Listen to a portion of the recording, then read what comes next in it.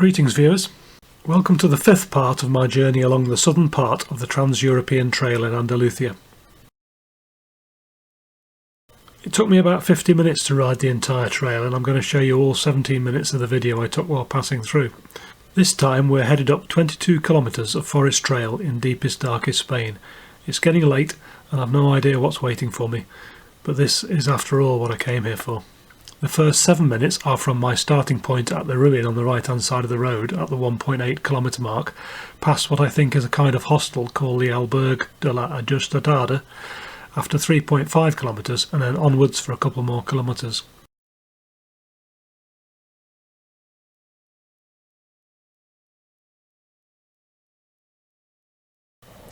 You can see the ruin on my right just now as I look over my shoulder, so we know we're at the 1.8 kilometre point.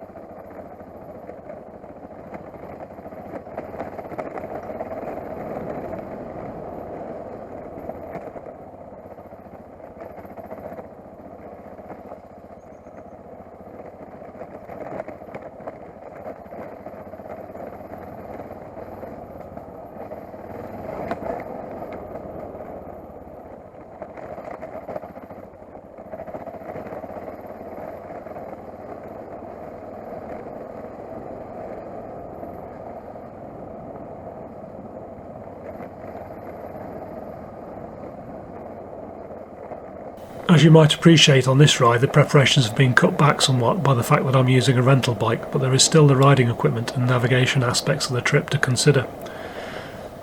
On the equipment front, I paid to take an additional large suitcase with me on the flight, and I managed to fit in everything I needed into that. Because of the relatively warm weather that I expected on the trip, I packed a motocross shirt, pants, with entirely separate body armour. This comprised City Trials boots, 666 brand mesh style full body armour, which included back and chest protectors, knee and shin pads, and short mesh gloves by Alpine Stars. On top of this went my trusty OGO flight vest, which has travelled with me all over the world on all the rides in the last 8 to 10. I also carry one of those transparent mud jackets in one of my side pockets, just in case of unexpected downpours. I have been accused of looking like a condom, but hey ho, at least I'm dry.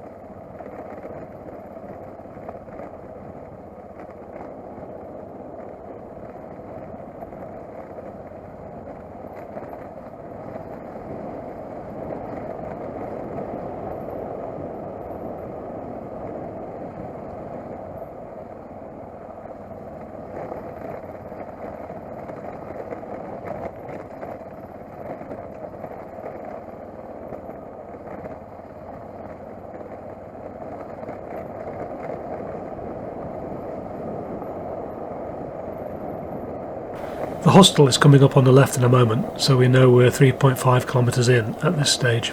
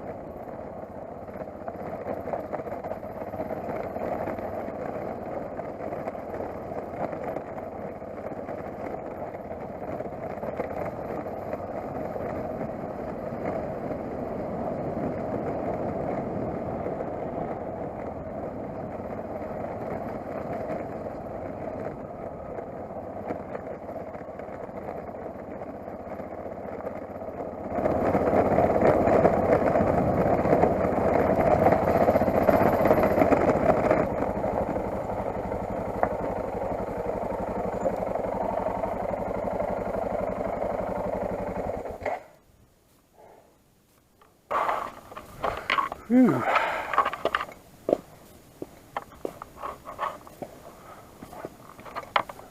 After this brief stop just before a junction at the 18-kilometre mark, I carried on recording until the end of the trail, 10 minutes and 4 kilometres later.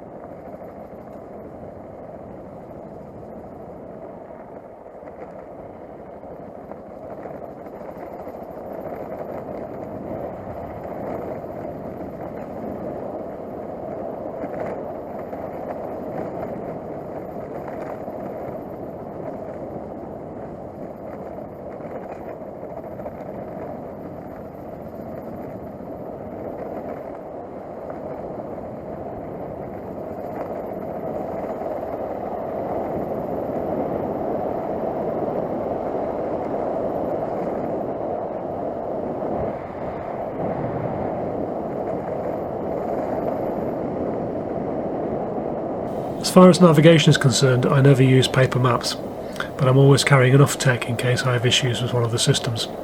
The amount of effort I put into navigation normally depends on several factors: how confident I am in the route, so if I've ridden there before I may know where I'm going to a certain extent. The complexity of the route determines whether I stand any chance of remembering where I'm going, and the consequences and cost of getting it wrong. Worst case scenario, I might have to carry 3 independent means of navigating back home. It can get complicated, but I don't like depending on anyone else but myself. I would hate to think I would have to call out the emergency services just because I'd taken a flyer. On this day I was carrying a tablet in one of the pockets of the flight vest, loaded with offline maps, so if I wanted to stop and check the big picture I could. I used the View Ranger app and had paid for and downloaded some Spanish mapping to support the trip. From that planning material I had summarised the overall trip into a short GPX file. At the time I think I had to import it to some Fugawi software that I had, and then subsequently downloaded the route to the Garmin Vista GPS you see on the handlebars. The route only consisted of around 60 waypoints, which served to send me the right way at every change of direction. Currently this has now evolved into using Garmin Basemap with a Garmin XT660Z GPS, which is a more powerful high sensitivity GPS receiver, alongside the AJP inspired Drive Mode 1 app on a phone or tablet, which is produced by Thork Racing.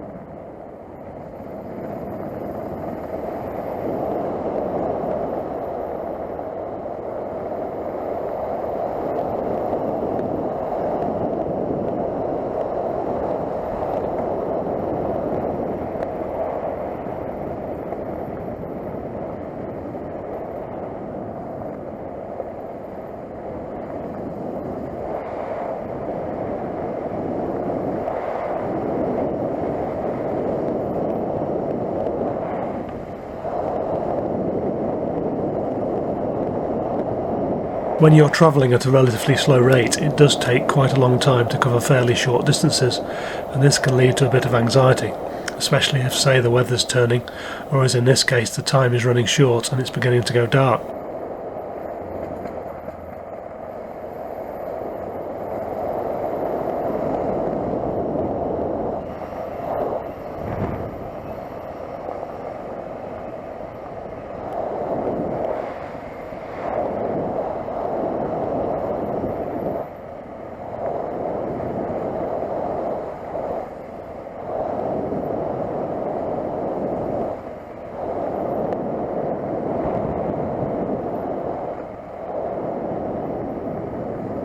So it is with some relief that I reached the end of this particular trail.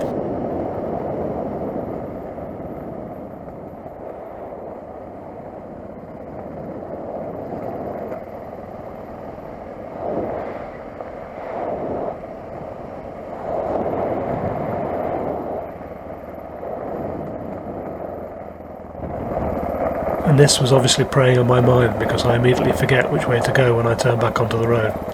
Never mind. I noticed my mistake immediately when I glanced down at the GPS. I'm obviously elated at making it back to civilization, because I celebrate with a power slide across the gravel now I'm in the clear.